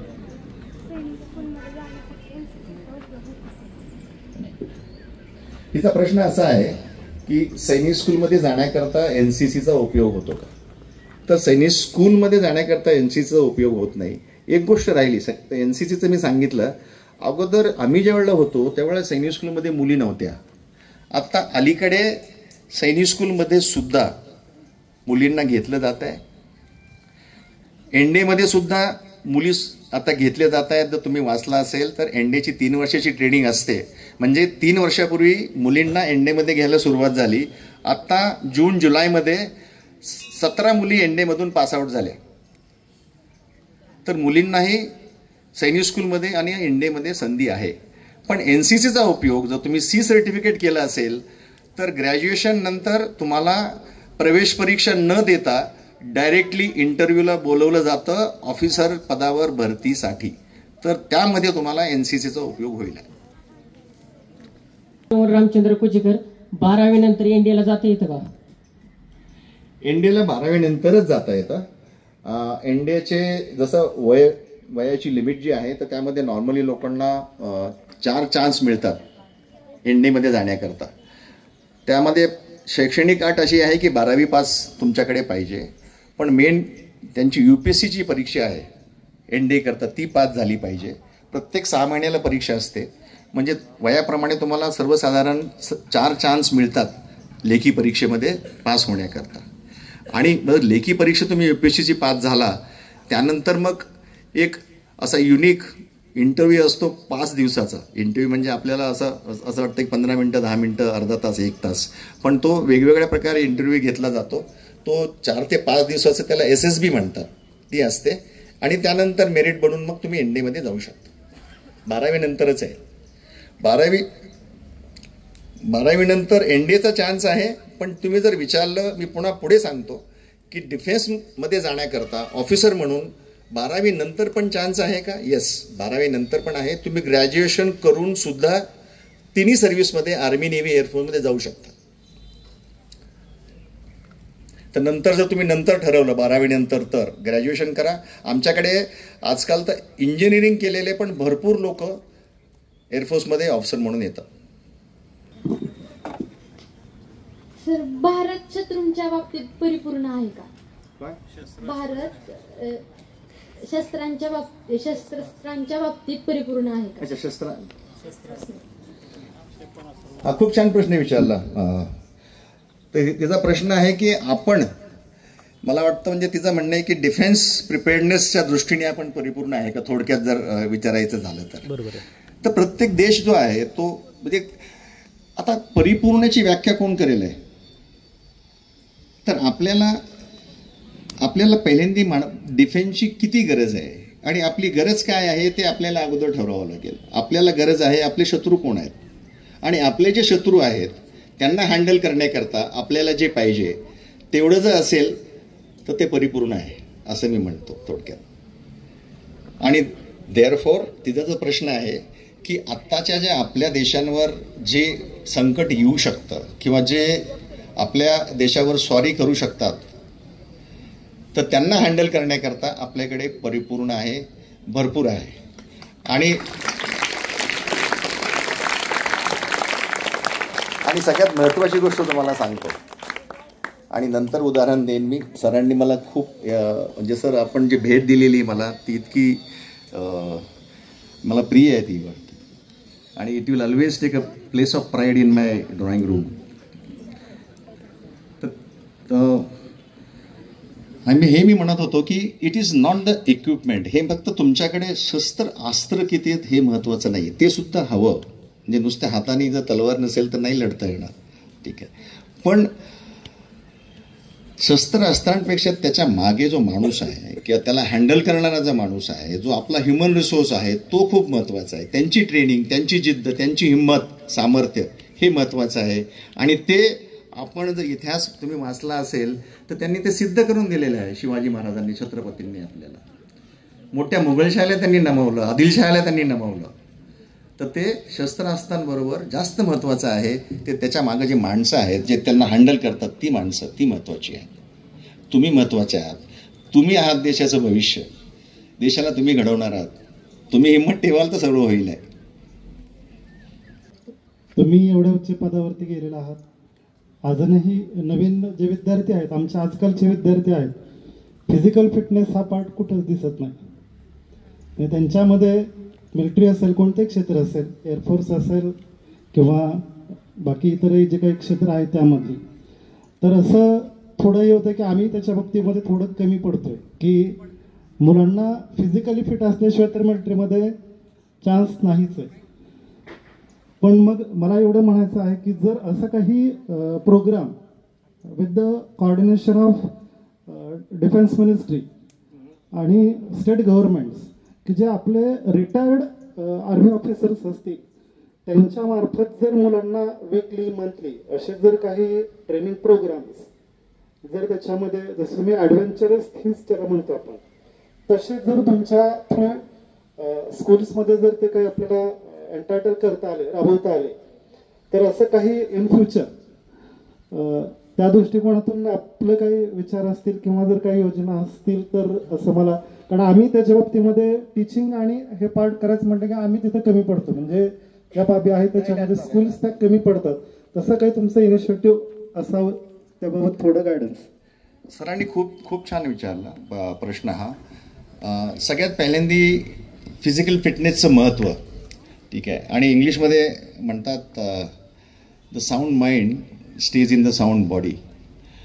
म्हणजे ह्या दोन्ही गोष्टींचं असं आहे की जर तोपर्यंत तुम्ही फिजिकली फिट नसाल तर तुमचं माइंड पण ॲक्टिव्ह आणि साऊंड राहणार नाही आहे, ठीक आहे. तर ह्या फिजिकल फिटनेसचं महत्त्व, आणि खास करून आम्हाला, म्हणजे आता माझे वर्गमित्र, आमच्या आईवडिलांना थोडा हा त्रास असायचा की याला बसवायचं घरी आणि अभ्यास करायला लावायचा, कारण खेळायचो बाहेर. मी जे उदाहरण दिली, विटी दांडू, बोहरा किंवा कबड्डी, सुरपाट्या, या, पण त्यावेळी पॉझिटिव्ह गोष्ट ह्याबद्दल ही होती की आम्ही फिजिकल एक्सरसाइज व्हायची, मुलं खेळायची बाहेर. आजकाल, आणि तुम्हाला मी त्याकरताच मॉन केलं होतं, हे मोबाईल वगैरे जे आहे, हे टी व्ही वगैरे आहे, याच्यापासून त्याचा तेवढाच वापर करा जो तुम्हाला गरजेचा आहे. पण डोंट फॉरगेट, तुम्ही हे विसरू नका की तुमच्या वयामध्ये, स्पेशली आम्हाला पण ते महत्त्वाचं आहे, मी रोज जेवढं शक्य होईल तेवढं वॉकला जातो, रनिंग करतो, जिममध्ये जातो, काय कुठल्या ना कुठल्या प्रकारे एक्सरसाइज करतो. फिजिकल फिटनेस आपल्या सर्वांना कुठल्याही वयाला जरुरी आहे. Now coming to the main question, त्यांनी हे विचारलं की जे माजी सैनिक आहेत त्यांचं कॉन्ट्रीब्युशन, आणि हे आत्ता ऑलरेडी हेडक्वार्टर लेवलला हा विचार चालू आहे. फक्त फिजिकल फिटनेस करताच नाही, माजी सैनिक प्रत्येक राज्यामध्ये, डिस्ट्रिक्ट पातळीवर, जिल्हा पातळीवर एक असं संघटन असतं माजी सैनिक म्हणून. तर ह्या लोकांचा कसा वापर करता येईल आपल्याला, फक्त नुसतं फिजिकल फिटनेसला नाही पण सोशल डेव्हलपमेंट करता किंवा लोकांच्या एज्युकेशन करता म्हणा, किंवा बाकीच्या कुठल्याही काही कामगिरी गावामध्ये जाऊन जिथे सरकारी यंत्रणा थोडी कमी पडते किंवा त्या यंत्रणेला हातभार लावता येईल, ॲड करता येईल, एनहान्स करता येईल, असं त्याचा विचार ऑलरेडी चालू आहे. आणि hopefully something like this will come up in the future. Thank you.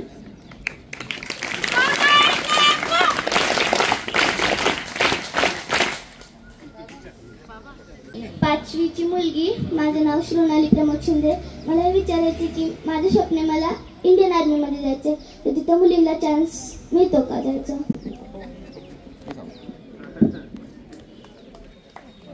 फक्त इंडियन एअरफोर्समध्ये नाही, म्हणजे मी जे कव्हर केलं ते सर्वसाधारण, म्हणजे ते सगळ्या तिन्ही सर्व्हिसेसला ॲप्लिकेबल आहे, एअरफोर्स, आर्मी आणि नेव्ही.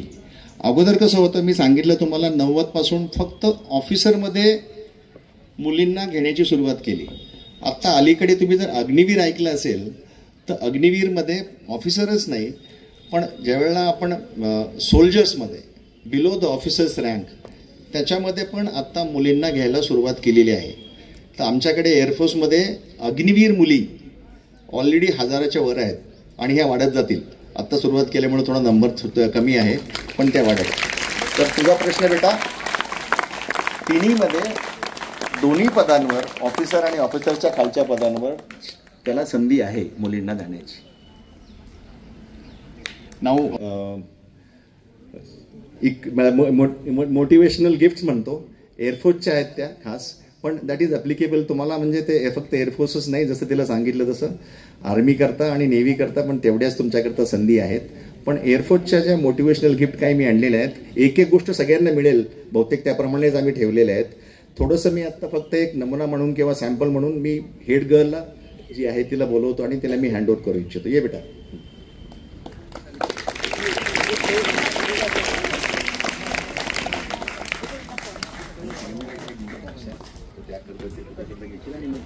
वर्गाप्रमाणे वाटून देशील, सगळ्यांना काहीतरी एक एक मिळून.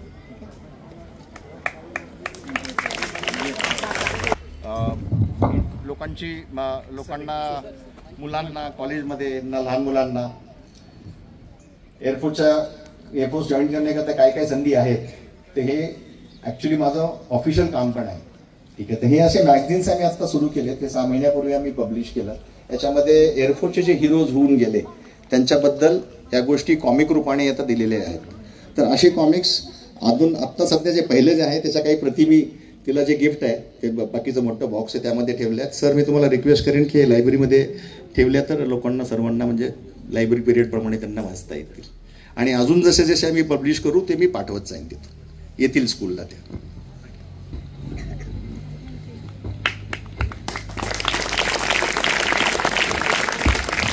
आत्मविश्वास आणि प्रेरणाही मिळाली. आपल्या प्रत्येक वाक्यातून आम्हाला शौर्याची, शिस्तीची आणि सेवेची खरी ओळख झाली. आपल्या या अमूल्य मार्गदर्शनाबद्दल स्वातंत्र्य विद्या मंदिर व कनिष्ठ महाविद्यालय परिवारातर्फे आपले मनपूर्वक आभार.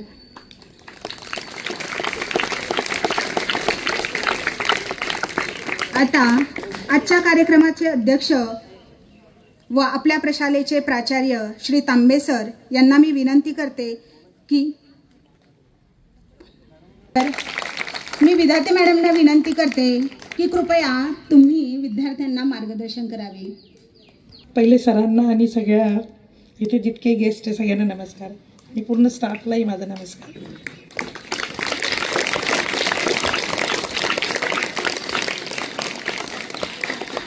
आणि माझे प्रिय स्टुडंट, मी स्वतः, आम्ही सगळेच, माझे सासरे, माझ्या सासूबाई आणि माझ्या नंदा दोघी, आम्ही सगळे आणि मी पण, आम्ही सगळे एज्युकेशन फील्डमध्ये आहो. माझी मुलगी, माझा जावाई ते पण मध्य प्रदेश गव्हर्मेंटमध्ये एज्युकेशन करताच काम करतात. तर आम्ही सर्व ह्या फील्डचे आहोत. म्हणून आम्हाला एक ह्या शाळेत आल्यावर आणि जसं गेट ओलांडलं सर्वांना आम्हाला इतका आनंद झाला, म्हणजे जेवढा माझ्या मिस्टरांना ए मार्शल विधात्यांना झाला, आम्हाला सर्वांना तेवढाच आनंद झाला आहे. आणि जे वातावरण आहे, मी या वातावरणाची आत्ता माझ्या ननंद आम्ही म्हणत होतो, हे तर शांतिनिकेतनपेक्षाही सुंदर वाटतंय. म्हणजे इतकं सुंदर.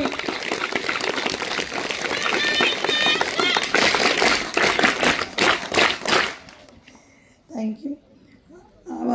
काही पोरं तिकडे मागे वाट पाहतात, आता हे बोलणं कधी संपणार आहे आणि कधी आपण डब्बा खायचा वगैरे, आहे की नाही?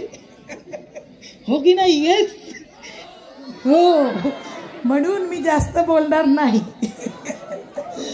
पण तुम्ही सर्व इतक्या वेळ बसलेले आहात सकाळपासून. मला माहिती आहे या कार्यक्रमाची तयारी किती आधीपासून चालू असणार, कारण मी पण प्रिन्सिपल स्कूलमध्ये होती, आता नाही. पण मला सगळी जाणीव आहे. बरेच जण वाट पाहत असतील, सर कधी जाणार, पुढचा आमचा कार्यक्रम कधी, घरी आईनी काय जेवण बनवलं आहे, स्वयंपाक काय केला आहे ना. मी सर बोलत होते तेव्हा काही पोरं खरंच लक्ष देऊन ऐकत होते, पण काही जणांचं दुसरं चाललं होतं. मला फक्त एवढंच सांगायचं आहे, हे असं सगळ्या शाळेत होतं, आमच्याही व्हायचं. मी लहान होती तेव्हाही असंच झालं.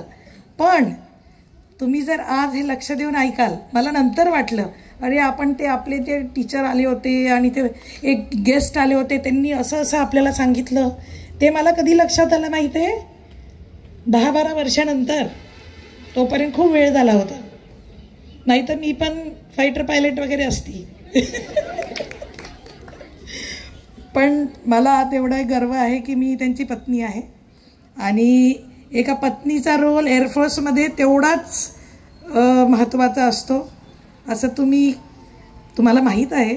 पण मी काही स्वतःची तर इथे स्तुती करायला नाही आली, पण तुम्हा सर्वांना सांगते की तुम्ही सर्व काहीतरी बना, तेव्हा शाळेलाही आनंद होईल आणि आम्हा सर्वांना म्हणजे प्रिन्सिपलला, प्रत्येकाला, तुमच्या आईवडिलांना सगळ्यात महत्त्व, तुमच्या आईवडिलांना. मी म्हणजे आज हे सगळं जे आपण सरांचं जे अभिनंदन केलं, सगळं केलं, ह्याचं सगळं श्रेय कोणाला जातो माहिती आहे? माझ्या सासऱ्यांना जातो. माझे सासरे तुमच्या शाळेत टीचर, इथे शिक्षक होते आणि त्यांचं नाव श्री काशीनाथ विधाते सर. आणि आज गुरुजींमुळे त्यांचे पोरं जे काही आहे, मला जो अभिमान त्यांचा आहे आणि त्यांनी आज सरांना जिथे उभं केलं आहे, आज एका गावाचा माणूस राष्ट्रपती भवनमध्ये, म्हणजे हा मी नाही, म्हणजे कोणीच इमॅजिन नाही करू शकत. त्यामुळे तो माझा खूप मला अभिमान आहे माझ्या सासऱ्यांचा. आणि तुम्ही पण तुमच्या आईवडिलांचा, तुमच्या घरी आजी आजोबा जे कोणी असतील त्यांचं ते जे म्हणतात ते ऐका. मला एवढंच म्हणजे तुम्हाला वाटतं आईवडील असेच बोलतात, ते बोलू द्या, टीचर बोलतात ते बोलू द्या, इथे कोणी येऊन उभं होऊन बोलतं आहे बोलू द्या, पण माझं म्हणणं आहे त्याला लक्ष द्या. कारण 10वीपेक्षा जास्त 12वी ह्याच्यात तुम्ही जे काही मार्क्स कमवाल त्याचं उदाहरण इथेच तुमच्यासमोर आहे. आमचंही घर तुमच्यासारखंच होतं. आज आमचं घर ल्युटन्स दिल्लीमध्ये राष्ट्रपती भवनच्या समोर आहे. तर ज्याला राष्ट्रपती भवनजवळ जायचं आहे त्याला आजपासून मेहनत करावीच लागेल. जायचं आहे की नाही? हो. मग मेहनत करायची ना? अगदी बरोबर. मग प्रत्येकाने आजपासून मेहनत करायची. सगळ्यात आधी काय मेहनत करायची? मोबाईल बाजूला ठेवायचा. ही मेहनत नाही होणार ना? आता नाही हो म्हणते कोणी. कोण कोण ठेवणार दाखवा बरं मला सांगा. अरे वा, हे टाळा मग. तुम्हा सर्वांकरता खूप टाळ्या. नाही बेटा, खरंच आई वडील शिक्षक जे सांगतात ते ऐका. वेळ गेलेली येत नाही पुन्हा, ठीक आहे? आणि कुठे नाही, म्हणजे काही करा. आजकाल तर इतके ॲव्हेन्यूज आहे तुमच्याकरता.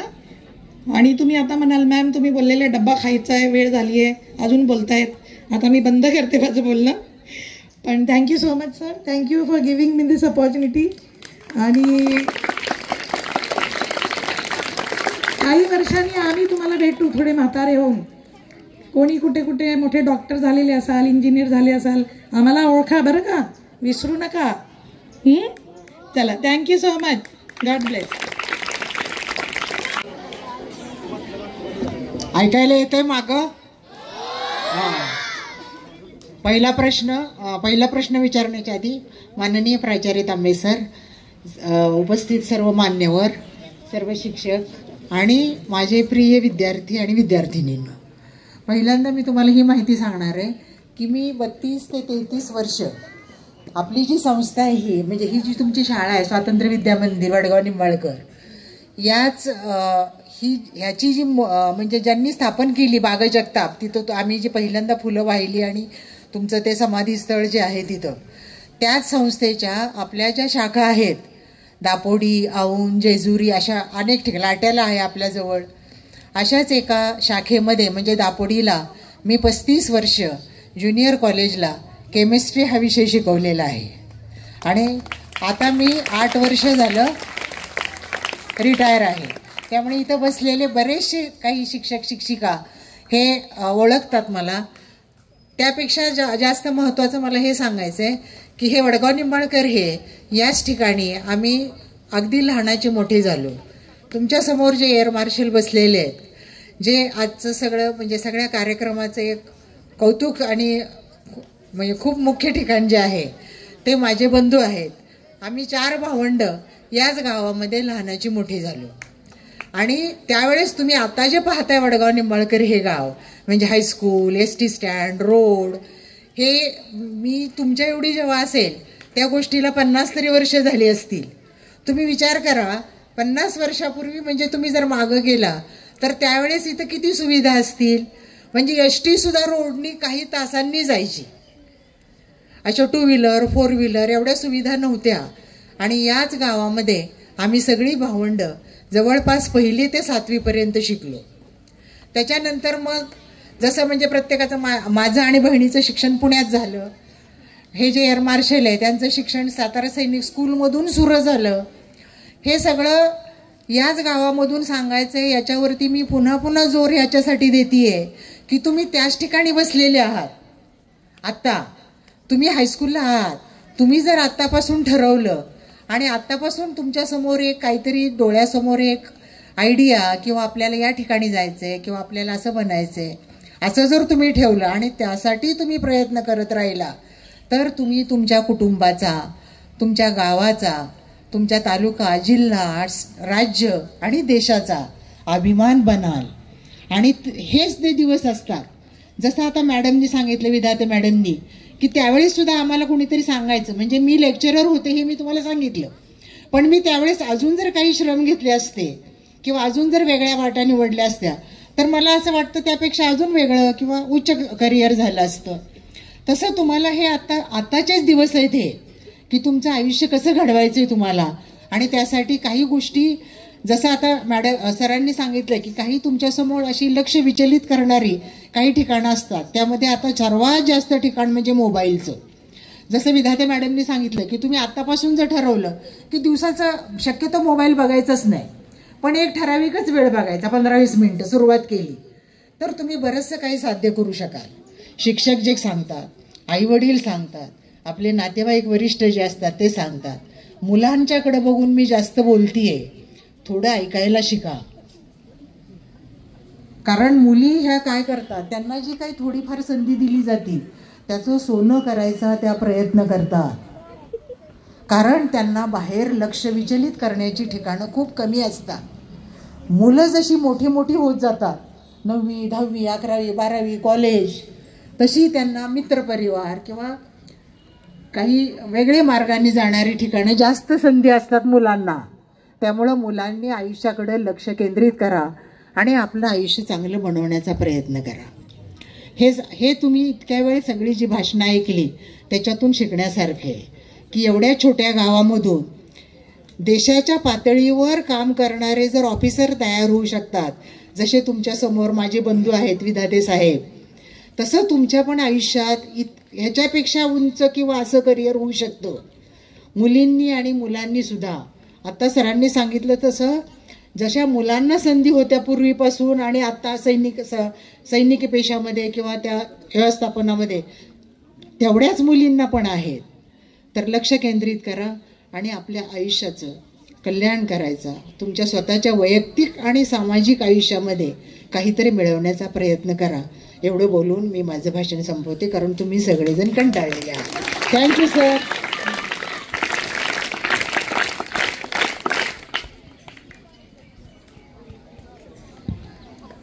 Thank you so much madam.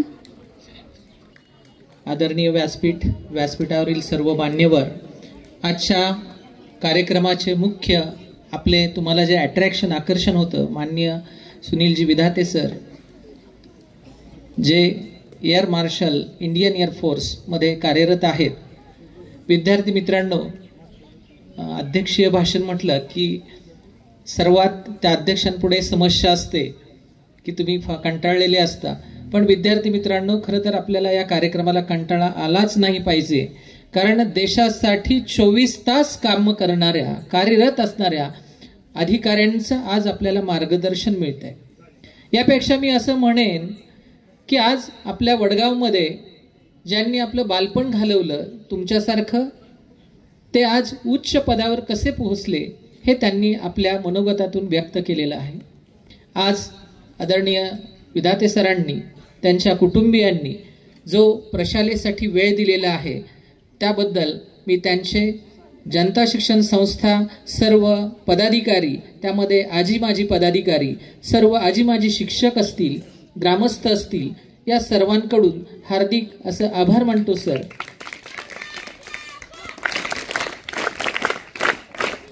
विद्यार्थी मित्रांनो, आपल्यातीलच एक आयकॉन, जसं माने सरांनी म्हटलं, आपल्याला लगेच भावतात.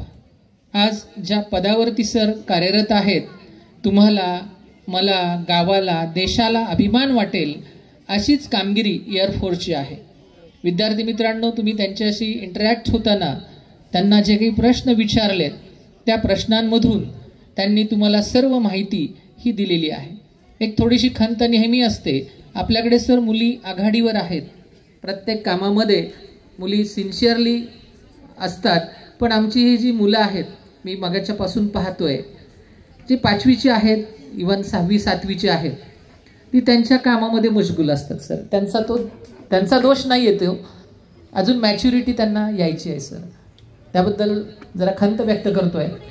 जे माझे मोठे विद्यार्थी आहेत, इयत्ता 8वीपासून 10वीपर्यंतचे, यांनी सर तुमच्या शब्दातला, प्रत्येक भाषणातला शब्द न शब्द त्यांनी ऐकलेला आहे. आणि मला नक्कीच खात्री आहे सर की तुमच्यासारखे अनेक लीडर्स जे आहेत, जे आर्मी, नेव्ही, एअरफोर्समध्ये कार्यरत होतील, अशी मला खात्री आहे की विद्यार्थी नक्कीच तुमचा आदर्श घेतील सर.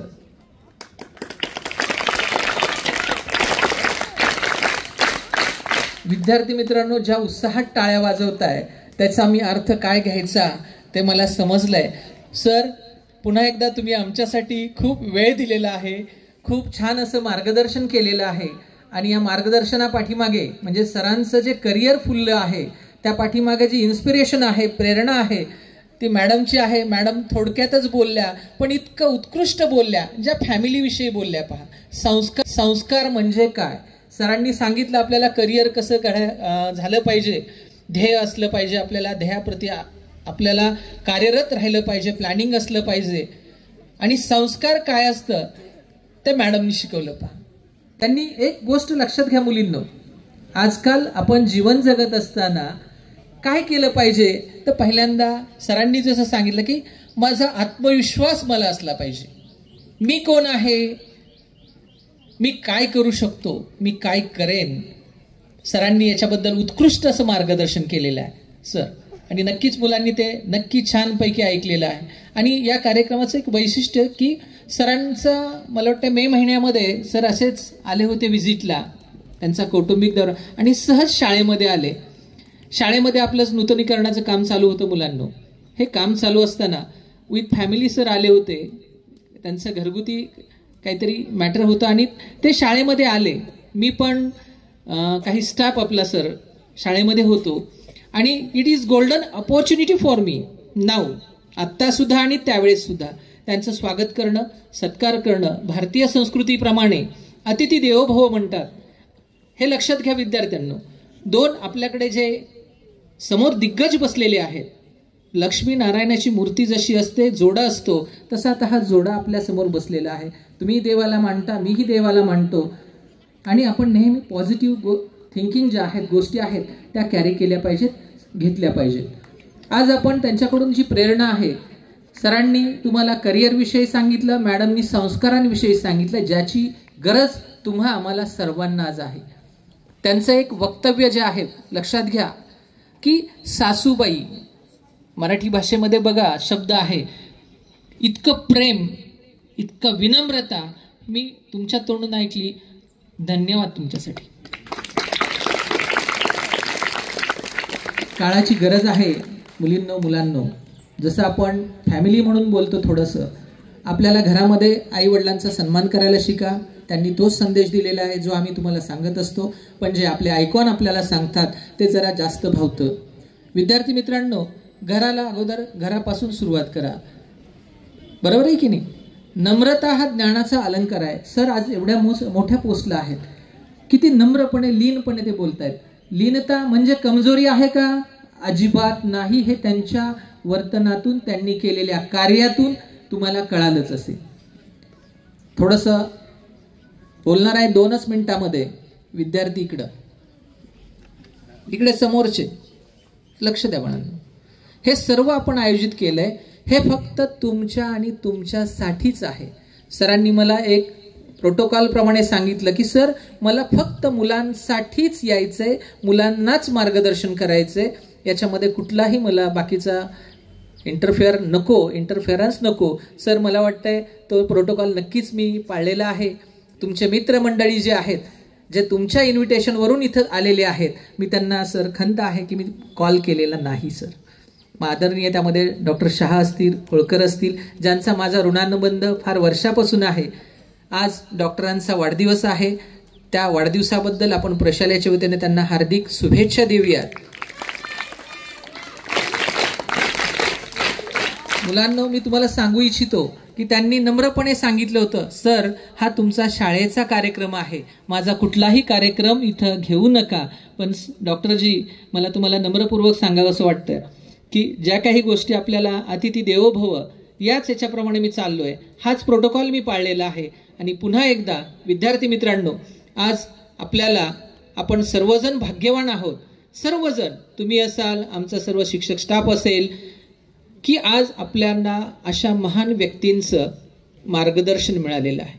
या मार्गदर्शनाचा तुम्ही आयुष्यामध्ये नक्कीच चांगला उपयोग कराल, याबद्दल मला दुमत नाही. फक्त आपल्याला सिन्सिअरली काम करण्याची गरज आहे. आणि सर, मी नम्रपूर्वक सांगू इच्छितो की मी इथं सेवक म्हणून काम करतोय सर. मला कुठल्याही या पदाची गरिमा नाही की मी इथं मुख्याध्यापक आहे, मग माझं सर्वांनी ऐकलं पाहिजे सर. प्रोटोकॉलप्रमाणे प्रत्येकाने काम केलंच पाहिजे, या मताचा मी आहे. परंतु तो रोब दाखवणं माझ्या ते कधी जमलं नाही मला सर. जे काही मी करतो ते सर्वांच्या सहकार्यानं. आज जे तुम्हाला हे दिसतंय ना सर झालेलं, हे याच्यामध्ये माझ्या सर्व सेवक वर्गाचा, शिक्षक बंधू भगिनींचा, ग्रामस्थ असतील, माझे विद्यार्थी असतील, यांचा सर्वांचा सहभाग आहे. आणि म्हणून सर मी हा कार्यक्रम आयोजित करू शकलोय. कदाचित यामध्ये काही त्रुटी असतीलही, त्या मला तुम्ही स्पष्ट बोललात तरी काही अडचण नाही. पुढच्या नेक्स्ट टाइमला या सर्व त्रुटी आम्ही दूर करू. पुन्हा एकदा तुम्ही आलात सर, विद्यार्थ्यांना छान असं मार्गदर्शन केलं. माझ्या विद्यार्थ्यांना अतिशय जे चांगलं आहे ते मी माझा देण्याचा प्रयत्न असेल. माझा म्हणजे लक्षात घ्या, माझा या अर्थाने आम्हा सर्वांचा असा प्रयत्न असेल की तुमच्या भावी आयुष्यासाठी मुलांनो जे चांगले विचार तुमच्या. विधाते साहेब एअर मार्शल आपल्या प्रशालेला त्यांनी भेट दिली. मे मध्ये सुद्धा ते आपल्या प्रशालेमध्ये आलेले होते. त्यावेळी त्यांनी आपल्या या शाळेच्या विकास कामासाठी 10,000 रुपये दिलेले होते. त्याबद्दल त्यांचा आभार. आणि आज या कार्यक्रमासाठी विधाते कुटुंबीय, त्यांचे नातेवाईक, त्याचप्रमाणे या मंचावर बसलेले सर्वच मान्यवर, समोर बसलेले सर्व विद्यार्थी विद्यार्थिनी, त्याचप्रमाणे साऊंड सिस्टीम देणारे श्री आगम, त्याचप्रमाणे आपल्या प्रशालेतील सर्व शिक्षक बंधू भगिनी, त्याचप्रमाणे सेवक वर्ग यांनी या कार्यक्रमाची शोभा वाढवली. त्याबद्दल सर्वांचे मी प्राचार्यांच्या वतीने, आपल्या प्रशालेच्या वतीने आभार मानतो. आणि या ठिकाणी हा कार्यक्रम संपला असं जाहीर करतो. मुलं जागेवरच थांबतील, फक्त स्टेजवरील पाहुणे मंडळी जातील आणि नंतर विद्यार्थ्यांना काही सूचना देतील, त्या सूचनाचं पालन विद्यार्थ्यांनी करायचं आहे.